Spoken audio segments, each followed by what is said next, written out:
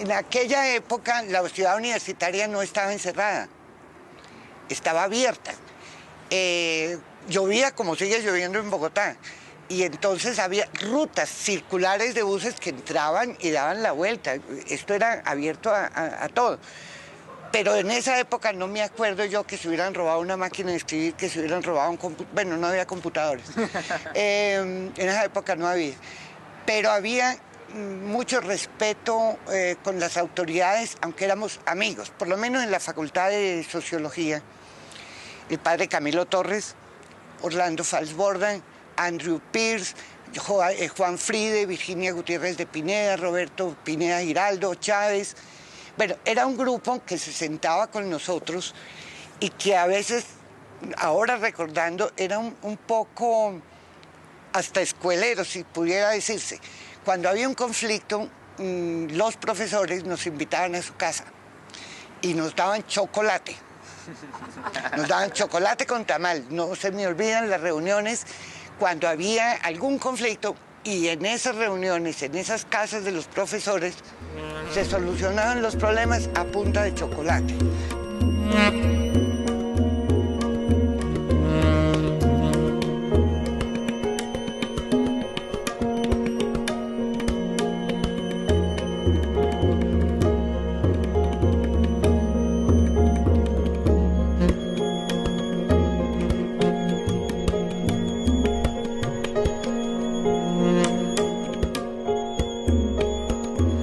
Estamos en la primera puerta construida para ingresar a la ciudad universitaria desde la calle 26, que en 1938 terminaba su recorrido en la puerta de la ciudad universitaria.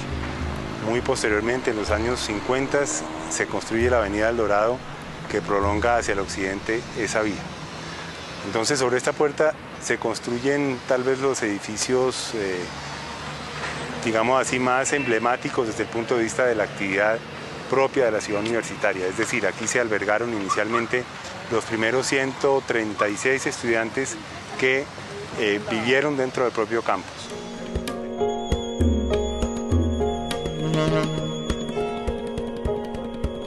Este espacio es muy importante para la ciudad universitaria en la medida en que aquí se intentó consolidar una imagen propia, una solución plástica propia para que identificara a la ciudad universitaria. Es decir, el sobrenombre que poco a poco fue adquiriendo de Ciudad Blanca, evidentemente tuvo que haber salido de el ponerse en contacto con estas edificaciones en 1938.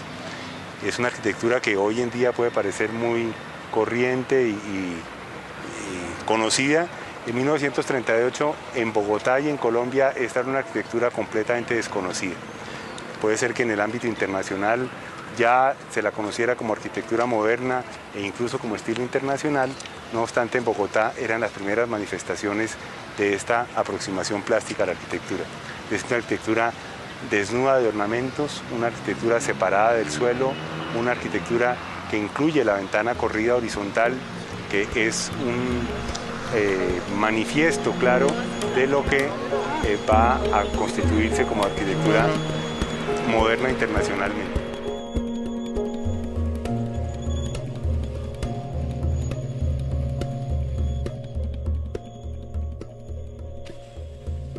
Fue una época en que se vivía mucho bajo el esquema de la representación estudiantil, es decir, se daba mucha importancia a los consejos estudiantil de facultades en la época o el Consejo Superior Estudiantil de la universidad. Digamos que es un poco como la época heroica del Consejo Superior Estudiantil de la universidad, que funcionaba ahí en el segundo piso de la cafetería de la Residencia Santander, sí, exactamente. Al fondo había un pequeño salón y ahí pues se cultivaba un poco o se practicaba el rito o el culto a los héroes estudiantiles, empezando por los de 1929 y obviamente añadidos con los del año 54, y estaban todas las fotos de los estudiantes avaliados en Bogotá, etc. Y eso era pues prácticamente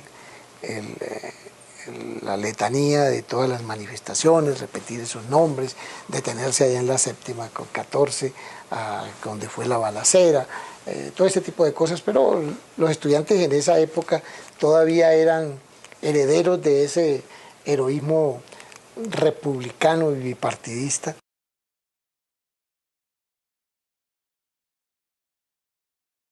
Pero este capítulo de la organización estudiantil tuvo vida efímera,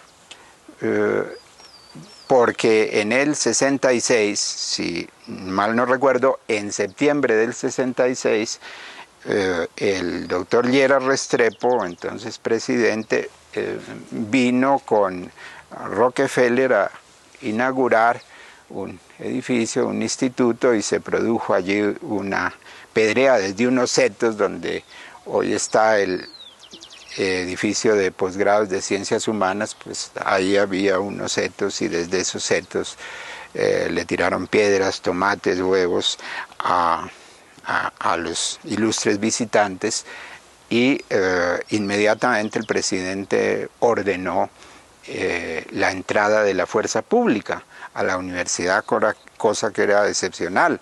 Pero lo más grave tal vez no fue eso, lo más grave fue un decreto inmediato de Lleras en que declaró abolida la representación de los estudiantes en el Consejo Superior Universitario sobre la FUN, que era la organización, digamos, que agrupaba las diversas consejos en el país, no solo de la Universidad Nacional.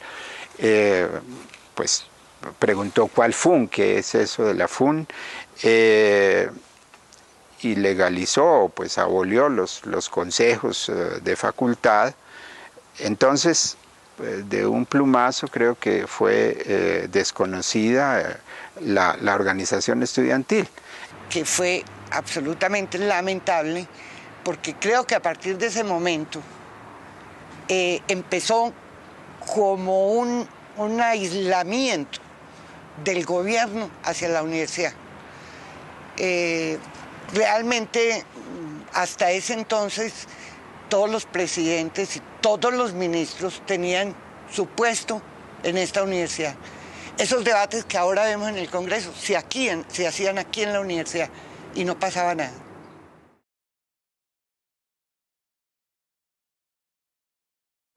Había una mística por la cultura realmente extraordinaria. Era para uno muy fácil detenerse en uno de los campus o en una de las calles de los campus a hablar con Jorge Zalamea, que era profesor de Bellas Artes, o con Marta Traba, que era la directora de Extensión Cultural, que quedaba en el segundo piso de Medicina, y que era una mujer muy bella y que además trajo a la Universidad Nacional no solamente las ideas más fascinantes de los 60, sino que trajo a los protagonistas de esas ideas. Ella llevó a Vargas Llosa, ella llevó a la universidad a Juan García Ponce, a Ángel Rama,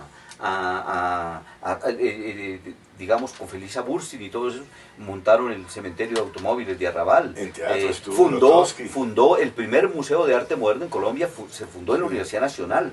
Yo soy estudiante de los años 60 y es frecuente que la gente que tiene mi edad y que tuvimos alguna participación presentemos a los estudiantes de ayer, a los de hoy, nuestra experiencia muy idealizada. Todo era bueno, había organización estudiantil, vida cultural, qué sé yo. Ya he dicho una cosa, que tal vez en la Universidad de los 60 se estudiaba de pronto menos, se leía menos que en esta. Y en el plano de la vida política se fueron incubando unos elementos de sectarismo muy nefastos, un grado de intolerancia en las relaciones entre las organizaciones políticas, pues muy fuerte.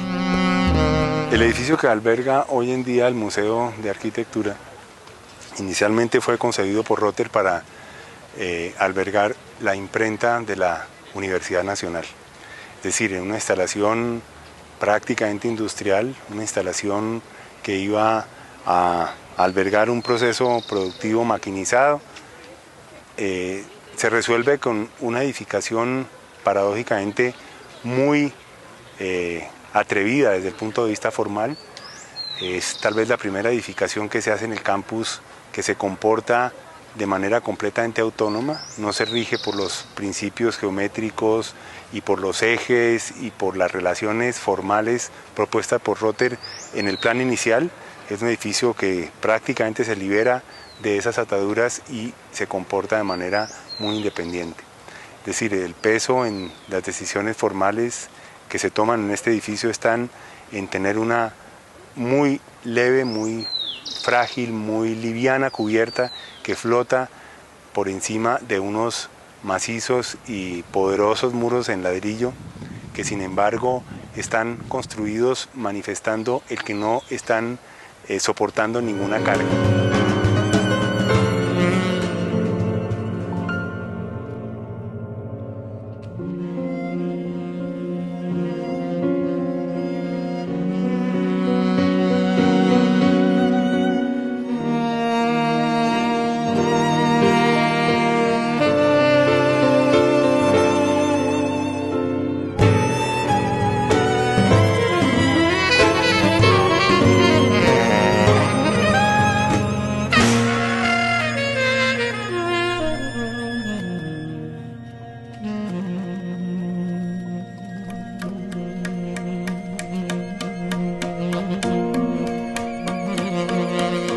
Estamos en uno de los últimos edificios construidos dentro de la ciudad universitaria, el edificio para los posgrados de Ciencias Humanas realizado por el arquitecto Rogelio Salmona hacia finales de la década de los 90. En este edificio tal vez hay un intento por recuperar algo que la ciudad universitaria ha venido perdiendo con el paso del tiempo, y es el vínculo con un paisaje lejano y cercano, sobre todo el lejano, el paisaje de los cerros orientales de la ciudad de Bogotá, y al mismo tiempo un vínculo con un paisaje muy próximo que son los campos arborizados de la ciudad universitaria. En el recorrido que puede hacerse a lo largo de los distintos espacios, llamémoslos así, públicos dentro del edificio, es evidente una intención por lograr un espacio que garantice tranquilidad y dé condiciones de posibilidad efectivas para la actividad académica, para la actividad básica de quien está vinculado a la actividad académica, es decir, para la propia actividad del pensar.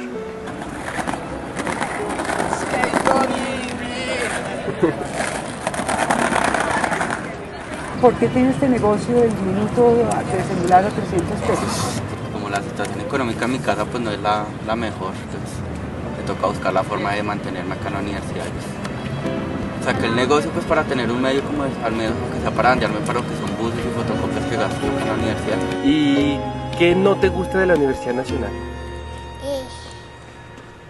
Comer. ¿Qué más te gusta de la universidad? Correr. ¿Ustedes son estudiantes de la Universidad Nacional? No, de la Universidad Pedagógica. ¿Y qué están haciendo aquí? Estamos en una conferencia de filosofía y crisis colombiana. ¿Usted es estudiante de la Universidad Nacional de Colombia? Visitante. Soy usuaria del servicio acá de la universidad. ¿Eso pasa en la fonación? ¿Ah? El servicio de fonoaudiología para la niña. Estamos porque las niñas están en los cursos de danzas. Hay mucha aspiración para la juventud. Uy, me parece dificilísimo tipificar al estudiante de la Universidad Nacional en su conjunto porque hay muchos tipos de estudiantes. Ya no es como antes que todos se caracterizaban por un tipo de pensamiento político, social, por una forma de vestir, por un atuendo. No, es que yo creo que hoy en día lo que identifica al estudiante de la Nacional es que es de la Nacional, a veces es que tiene un carnet de la Nacional.